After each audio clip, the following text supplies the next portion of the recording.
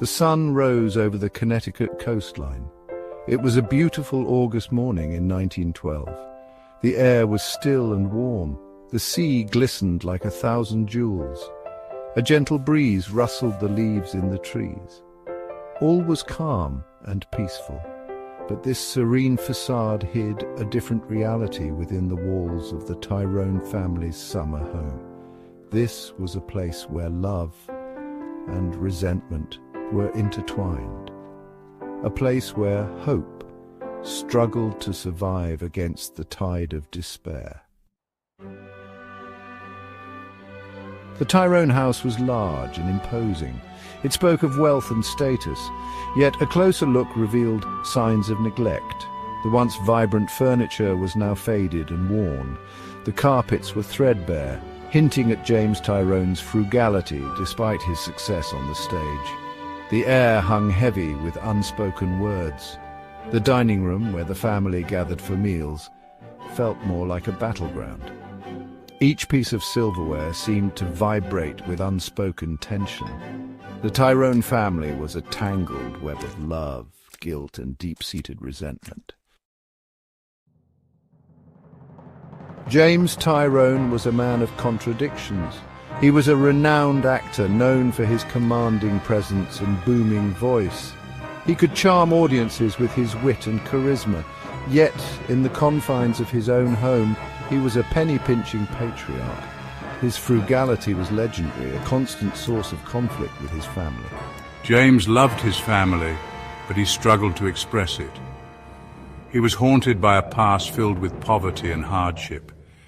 His fear of returning to that life fueled his obsession with money, creating a chasm between him and the people he held dear. Mary Tyrone was the heart of the family, but it was a broken heart. She moved through the house like a ghost, her once vibrant spirit dimmed by years of morphine addiction. Her hands trembled, a constant reminder of her fragility. Her eyes, once full of light, now held a distant, haunted look. Mary loved her husband and sons deeply, but her addiction had become an insurmountable barrier. It cast a long shadow over their lives. Her attempts to hide her dependence only served to deepen the chasm within the family. Jamie, the eldest son, was cynical and sarcastic. He masked his pain with humor, always ready with a biting remark. He had inherited his father's charm, but beneath the surface lay a deep well of resentment. He blamed his father for his mother's addiction, the unspoken accusation hanging heavy in the air between them. Jamie's cynicism was a defense mechanism. He pushed people away before they could hurt him. He drowned his sorrows in alcohol, further fueling the family's dysfunction. He was trapped in a cycle of self-destruction, unable to escape the shadow of his past. Edmund, the youngest son, was frail and plagued by illness. He had inherited his mother's sensitive nature. He was a keen observer of the family dynamics, his illness forcing him into a contemplative role. He loved his family, but he saw their flaws with painful clarity. Edmund's illness made him an outsider. He watched his family unravel from the sidelines, unable to stop the inevitable. He sought solace in literature and poetry, finding comfort in the words of others who understood the complexities of the human heart. Helicopter, helicopter! As the day wore on, the Tyrone family's carefully constructed facade began to crumble. The tension, always simmering beneath the surface, threatened to boil over. Mary's denials about her addiction became more insistent, her words at odds with her trembling hands and distant gaze. Their conversations were fraught with unspoken accusations and bitter recriminations. They spoke in circles, their words failing to bridge the chasm that separated them. They were a family held together by love, yet torn apart by their inability to face their demons. The weight of their secrets threatened to consume them all. It was at this moment that he knew. He f***ed up.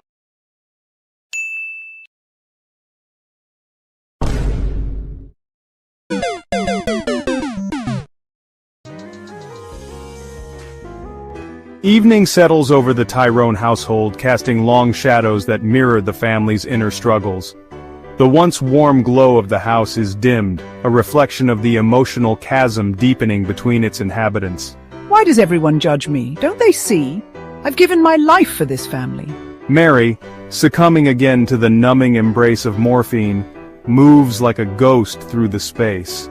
Her words carry the weight of regret and deflection, each syllable steeped in her elusive longing for a past that cannot be reclaimed. Why does everyone judge me? Don't they see? I've given my life for this family. We're not judging, Mama. We just need you to be honest with us, please. Honesty in this house built on lies. Meanwhile, James Tyrone, the patriarch, seeks refuge in his whiskey, his escape as habitual as Mary's. Jamie, the elder son, mocks his father's obsession with money, his sardonic humor a thin veil over his own despair. Edmund, whose tuberculosis diagnosis has shaken the fragile family dynamic, struggles to find solace in a house drowning in blame and denial. The tension is palpable, a cacophony of unresolved emotions filling the room. Resentment laces every interaction, each family member a prisoner of their own demons. The Tyrones unravel as the night deepens. Mary's addiction, James's thrift, Jamie's reckless bitterness, and Edmund's illness weave together into a harrowing symphony of pain and regret. Night envelops the Tyrone home heavy and oppressive. The family is scattered yet bound together by a mixture of love, guilt, and duty. Mary is lost in her morphine-induced haze, clutching her wedding dress, a symbol of the innocence and hope she once cherished. Her movements are dreamlike, her words tinged with a wistfulness that pierces the heart. I dreamed love would save me, that it could fix everything. But dreams fade, don't they? We're all broken, Mama, every single one of us. But me, I'm the worst. I've dragged Edmund down with me.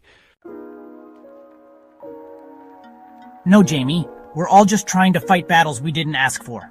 If only I'd been a better man, a better father. But regrets, they pile up, don't they? I was so happy once for a time. And thus, the Tyrone family's long day ends in night. Their lives, bound by an unbreakable mix of love and pain, remain haunted by what might have been. Eugene O'Neil's masterpiece shows us that the past is never truly gone. It lives within us, shaping the love and loss we carry.